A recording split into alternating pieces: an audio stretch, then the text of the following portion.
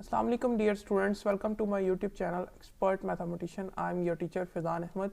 Pre calculus lecture series का आगाज़ किया हुआ है हमने. लेक्चर नंबर 13 है. Today our topic is circle. Circle is the locus of a point in the plane that moves in such a way that the distance from a fixed point is always constant.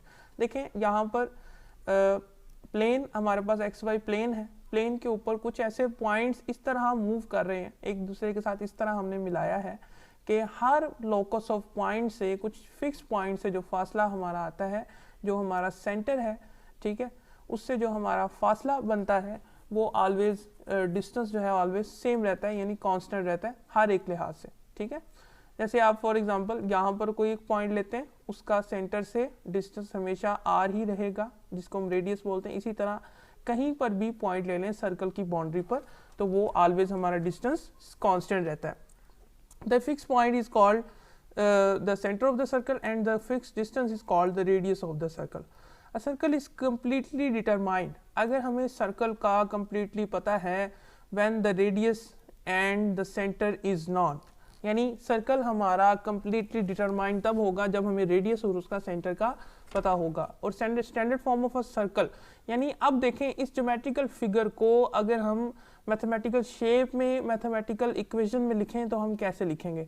देखें actual में हमने जो define किया, हमने define ही इस तरह किया कि एक फिक्स्ड डिस्टेंस रहेगा किसी भी पॉइंट को, बाउंड्री से अगर कोई पॉइंट लेते हैं, उसका अगर सेंटर से फासला अगर लें तो ऑलवेज डिस्टेंस उसका क्या रहना है, कांस्टेंट रहना है. तो मैंने यहाँ पर एक पॉइंट लिया x और एक पॉइंट एक्स वाई की शक्ल में पॉइंट लिया, और हमारा सेंटर का जो पॉइंट था वो h और k की शक्ल में था. तो इन दोनों का अगर डिस्टेंस फार्मूला अगर लगाएं तो वो ऑलवेज हमारे पास क्या आता है, r ही आएगा, क्योंकि हम उसको डिस्टेंस को क्या कह रहे हैं, कांस्टेंट कह रहे हैं. तो हम कांस्टेंट हम r फर्ज कर लेते हैं. अब दोनों तरफ अगर स्क्वायर को लेते हैं तो यहाँ पर हमारे पास this is the equation of circle. ठीक है, ये हमारे पास ये इक्वेशन ऑफ सर्कल आ जाती है जो कि स्टैंडर्ड फॉर्म में है. अब कुछ केसेस हैं हमारे पास, कुछ केसेस हैं किस लिहाज से, उस डिस्टेंस के लिहाज से जिसको हम r कह रहे हैं और उसका हमने स्क्वायर लिया हुआ है. ठीक है, तो देखें अगर हमारा इस साइड पर r का स्क्वायर है, यानी ये चीज़ ऑलवेज अगर हमारे पास ग्रेटर देन 0 यानी पॉजिटिव आती है तो सर्कल हमारा क्या होगा, रियल होगा, यानी रियल एक्सिस पर होगा.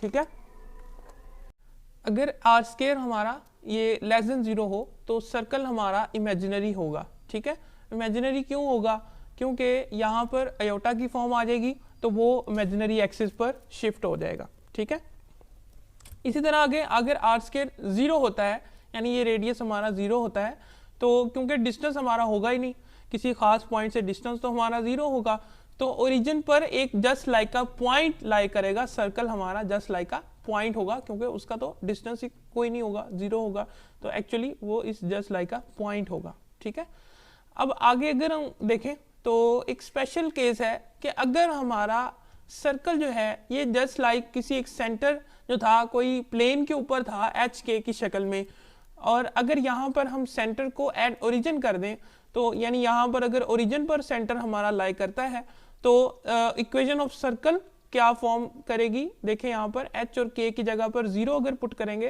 तो यहाँ पर इक्वेशन ऑफ सर्कल ये आ जाएगी. This is the special case for the equation of circle in which आपका जो सर्कल है सेंटर जो है वो एक फिक्स्ड है और ओरिजिन पर लाई करता है. ठीक है,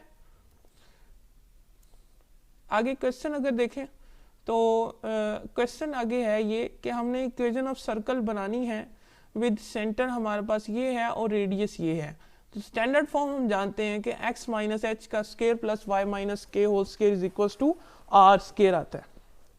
अब h सेंटर जो है h k की शक्ल में है, तो h हमारा -2 है और k हमारा -1 है और r इज इक्वल टू 3 है. इन वैल्यूज को इस स्टैंडर्ड फॉर्म में अगर पुट करेंगे तो इक्वेशन ऑफ सर्कल आ जाएगी इन दैट केस जिसमें सेंटर -2 है और -1 है. ठीक है, अब आगे अगर देखें तो यहाँ -2 पुट किया h की जगह पर और k की जगह -1 पुट किया, तो इसको अगर सिंप्लीफाई करेंगे तो x प्लस 2 का स्क्वायर प्लस y प्लस 1 का स्क्वायर इज इक्वल टू 3 का स्क्वायर इज इक्वल टू 9 आ जाएगा. ठीक है, this is the standard form of circle which we required in that equation, in that question. ठीक है, तो ये हमारी स्टैंडर्ड फॉर्म ऑफ सर्कल है जो हमारा गिवन क्वेश्चन की डिमांड है उसके मुताबिक.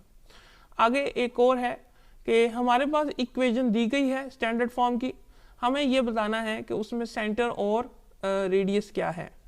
ठीक है, find the centre radius of the equation x minus 1 square is equal plus y plus 5 का स्केयर इज इक्वल टू 3।